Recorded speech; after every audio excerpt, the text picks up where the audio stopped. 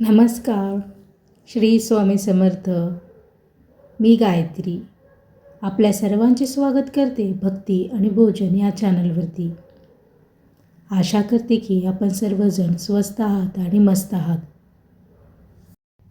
आज आपण प्रवेश करतो एका अशा दिवशी ज्याला देवाचा दिवस म्हणतात, ज्याला मोक्षाचा दरवाजा म्हणतात आणि ज्याला मन शुद्ध करणारी एकादशी म्हणतात. ती म्हणजे भागवत एकादशी. ही एकादशी फक्त तिथी नाही, ती आहे अंतर्मन जागं करण्याची संधी. चला तर मन शांत करूया आणि या भक्तिप्रवासाला सुरुवात करूया. भगवत एकादशी म्हणजे भगवान विष्णूंना समर्पित एक अत्यंत पवित्र एकादशी. हिला अनेक ठिकाणी वैकुंठ एकादशी असेही म्हणतात, कारण या दिवशी भगवान विष्णू वैकुंठाचे द्वार उघडतात असं पुराणात सांगितलं आहे. पण लक्षात ठेवा, हे द्वार बाहेर कुठे नाही, ते आपल्या अंतर्मनात आहे. ज्या दिवशी मनातला अहंकार गळतो, द्वेष वितळतो आणि नामस्मरण सुरू होतं, तोच दिवस खरी भागवत एकादशी. आपण अनेकदा म्हणतो वैकुंठ मिळो, पण वैकुंठ म्हणजे नेमकं काय? वैकुंठ म्हणजे जिथे क्लेश नाही, भीती नाही, अहंकार नाही. राजा, संत, सामान्य माणूस सगळेच वैकुंठ शोधत असतात. संत म्हणतात, वैकुंठ पायरीवर नाही, ते मनाच्या स्थिरतेत आहे. याच भावनेत हा श्लोक नकळत उमटतो. न वैकुंठे न योगिना हृदये, मद्भक्ता यत्र गायन्ति तत्र तिष्ठामि नारदः. जिथे माझे भक्त माझे नाम गातात, तेथेच मी वास करतो, असा या श्लोकाचा अर्थ. वैकुंठ नको आकाशात, देवा मनात दे. नाम तुझं ओठावर आणि देहात शांती दे. द्वार उघडशील म्हणे, पण त्याची किल्ली माझ्या हाती दे. अहंकार सोडून तुझ्या नामात नाहू दे. भागवत एकादशी आपल्याला सांगते, देवाला खुश करण्यासाठी नव्हे, स्वतःला शुद्ध करण्यासाठी, बाह्य कर्मासाठी नव्हे, तर अंतर्मन परिवर्तनासाठी ही एकादशी करतात. या दिवशी भगवान विष्णू आपल्याला विचारत नाही, तो काय केलंस, ते विचारता तुझं मन किती हलकं आहे. या दिवशी मन शांत झालं की मंत्र आपोआप वाहतो. ओम नमो नारायणाय. हा मंत्र काही मागत नाही, तो फक्त स्वीकार शिकवतो. दरवाजा उघडला म्हणे, पण आवाज नाही आला, कारण तो बाहेर नव्हता, मनातच उघडायला होता. देवा, मी आत आलोय. हात रिकामे आहेत, पण हृदय भरलेलं आहे. आतापर्यंत आपण जाणून घेतलं भगवत एकादशी म्हणजे मनाच्या वैकुंठाचं द्वार. आता आपण प्रवेश करतो एका पुराण कथेत, जिथे भक्ती आणि अहंकार समोरासमोर येतात. ही कथा आहे अहंकाराचा नाश आणि भक्त्याची विजयाची. पुराण काळात हिरण्यकश्यपू नावाचा राजा होता.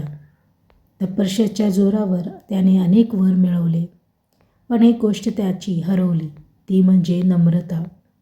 तो म्हणायचा, मीच देव आहे. राज्यात भगवान विष्णूचं नाव घेणं मनाई होती, पण देवाचं नाव थांबत नाही. हिरण्यकश्यपूचा पुत्र प्रल्हाद मात्र निरागस भक्त होता. त्याचे बालमन भगवान विष्णूमध्ये पूर्णपणे रंगलेलं होतं. तो हळूच मंत्र म्हणायचा, ओम नमो भगवते वासुदेवाय. पिता रागवायचा, पण प्रल्हाद मात्र शांत राहायचा, कारण त्याला माहिती होतं, देवाचा आवाज मनात असतो, कानात नाही. प्रल्हादाच्या भक्तीचं वर्णन या श्लोकात सुंदर दिसतं.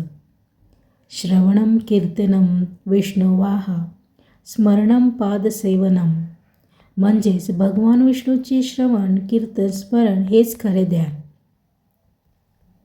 राजा बोले मी देव, पोरगा बोले नाम.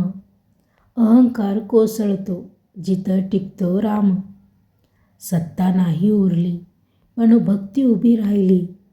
वैकुंठाची वाट बाल हृदयानं दाखवली. हिरण्यकश्यपू प्रल्हादाला विचारतो, तुझा देव कुठे आहे? प्रल्हाद शांतपणे म्हणतो, तो सर्वत्र आहे. याच क्षणी भगवान प्रकट होण्याची चाहूल लागते. देव सिंहासनावर नाही, तो भक्ताच्या श्वासात असतो. अहंकार विचारतो, मी कोण?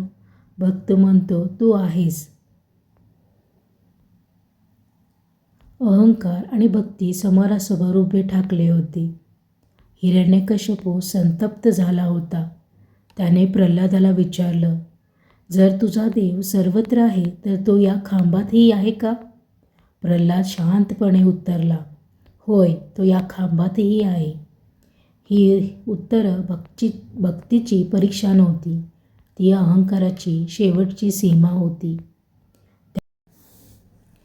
त्या क्षणी खांब तडकतो आणि प्रकट होतात नरसिंह अवतार. ना पूर्ण मनुष्य ना पूर्ण सिंह, धर्माचं सजीव रूप. आकाश गडगडतं, भूमी कंप पावते आणि अहंकार थरथरतो. त्या क्षणी भक्ताच्या ओठावर हा मंत्र उमटतो, ओम नमो भगवते नरसिंहाय. सत्यम ब्रूयातम प्रियम ब्रूयात, न ब्रूयात सत्यमम प्रियम. याचा अर्थ धर्म जिंकतो, कारण तो सत्यावर उभा असतो. खांबात देव दिसला, भक्तीची नजर होती. अहंकार अंध झाला, नामाचीच कास होती. वैकुंठ उघडले रे त्या बालहृदयात, देव सिंह बनून आला भक्ताच्या हाकेत. हा दिवस भगवत एकादशीचा काळ. पुराण सांगतात, या दिवशी भगवान विष्णूंनी भक्तांसाठी स्वतः रूप घेतलं. म्हणूनच या एकादशीला वैकुंठद्वार उघडण्याचा दिवस असंही म्हटलं जातं. वैकुंठ म्हणजे मृत्यूनंतरचं स्थान नाही, अहंकार संपल्यानंतरची अवस्था, जिथे भय नाही, स्पर्धा नाही, द्वेष नाही. तेथेच भगवान वास करतात. खांबात देव दिसत नाही, मनात जागा असेल तर. अहंकार फोडावा लागतो, भक्ती उगवायला लागले तर. नरसिंह आला गरजून, पण भक्ती शांतच होती. देवाची खरी ओळख नम्रतेतच होती.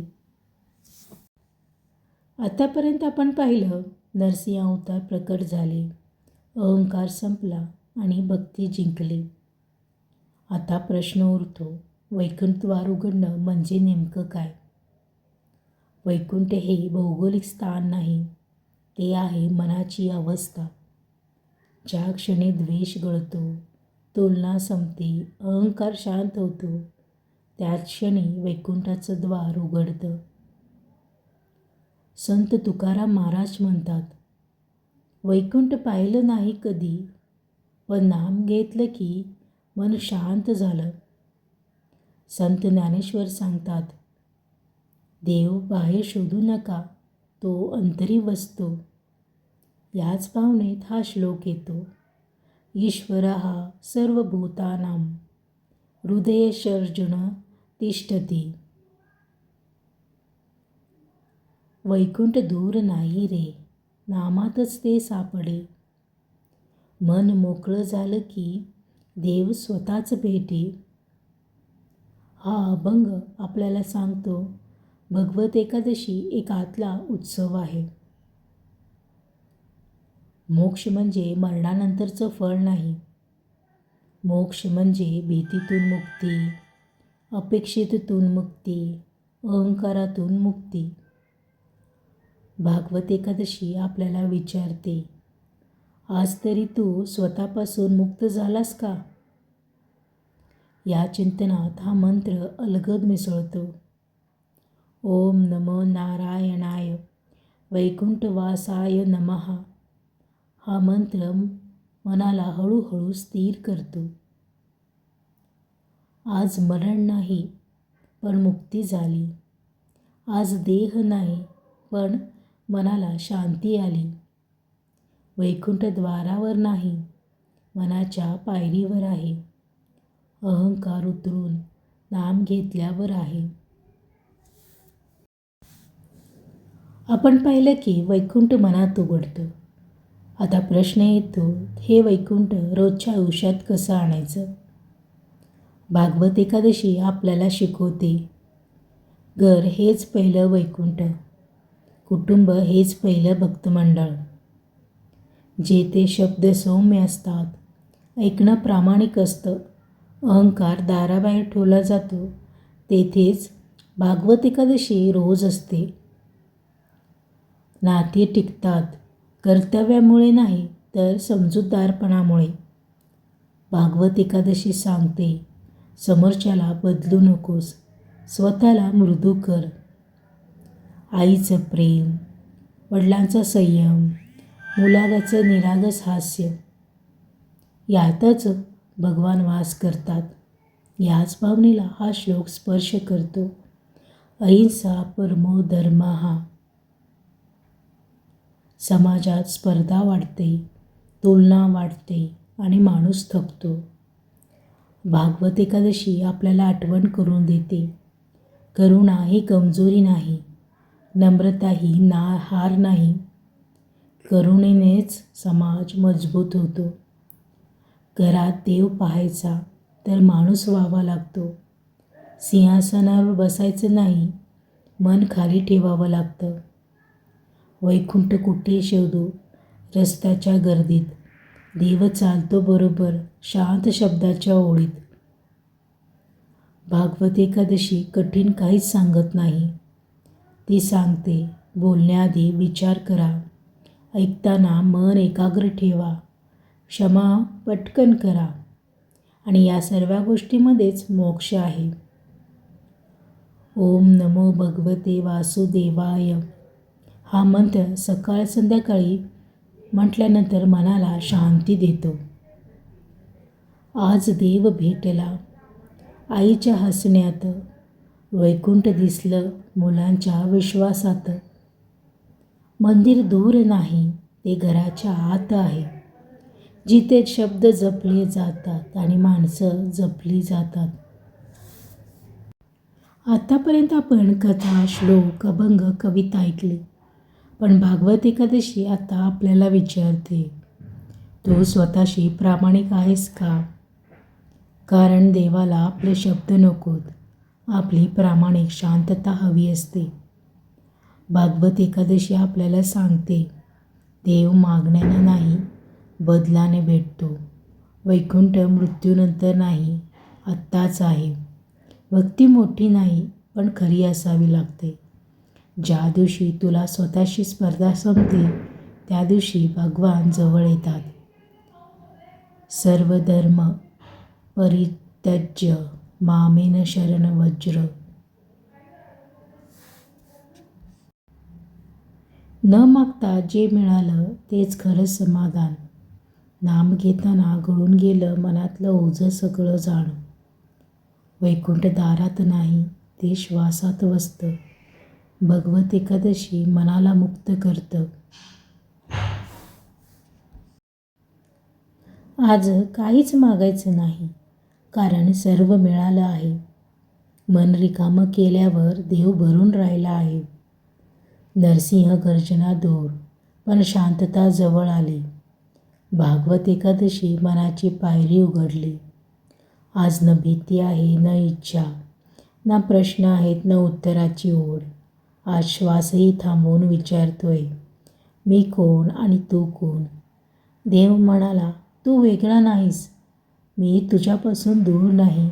तू जेव्हा शांत झालास तेव्हा तू मला भेटलास. आज उपवास पोटाचा नाही, तो अहंकाराचा आहे. आज जागरण डोळ्यांचं नाही, ते अंतःकरणाचं आहे. तुळशीसमोर उभं राहिलेलं मन हळूहळू झुकत गेलं. देवाच्या पायाशी नाही तर स्वतःच्या आत टेकत गेलं. आज वैकुंठ आकाशात नाही, तर तो या क्षणात उतरलं, जेव्हा माझं सोडलं आणि तेव्हा त्यांचं सापडलं. शंख, चक्र, गदा नाही, आज देव निशस्त्र आला. तो भक्तांच्या अश्रूमध्ये हळूच सामावून गेला. पांडुरंग उभा राहिला, पण विटेवर नाही, माझ्या थकलेल्या मनावर आधार देण्यासाठीच जणू काही. आज मंदिरात गर्दी होती, पण देव एकांतात भेटला. कारण जो आत रिकामा होता त्यालाच तो पूर्णपणे कळाला. भागवत एकादशी सांगते, देवाला खुश करायचं नसतं, स्वतःला शुद्ध करायचं असतं, मग देव आपोआप प्रकटतो. आज मागणं संपलं आणि समर्पण सुरू झालं. देव मिळाल्याचा आनंद नाही, देवात विरघळल्याचं समाधान मिळालं.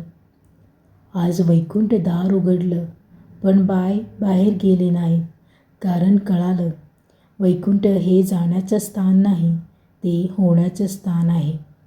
आज काहीच मागायचं नाही, कारण आज देव उरलेला नाही आणि मीही त्याच्यापासून वेगळी राहिलेली नाही. आजचा हा भक्तिप्रवास या मंत्राने शेवट करूया. ओम नमो नारायणाय. हा मंत्र तुमचं मन शांत ठेवू, जीवन हलकं करू आणि वैकुंठ आजच अनुभवायला देऊ. आपण ऐकली भागवत एकादशी. एक कथा नाही, एक शिकवण नाही, तर एक अनुभूती. जर या प्रवासामुळे तुमचं मन थोडंसं जरी शांत झालं असेल, तर तेच आमचं यश आहे. भक्ती आणि भोजनसोबत भक्ती, शब्द आणि शांततेचा प्रवास असा सुरू राहो. जर माहिती आवडली असेल तर लाईक करायला, शेअर करायला आणि सबस्क्राईब करायला विसरू नका. तसेच ही अनुभूती इतरांपर्यंत पोहोचू द्या. माहिती सांगताना काही चुकलं असल्यास मी सर्वांची क्षमा मागते. मी गायत्री आपल्या सर्वांचा आता निरोप घेते. पुन्हा भेटूयात. तोपर्यंत नमस्कार. श्री स्वामी समर्थ.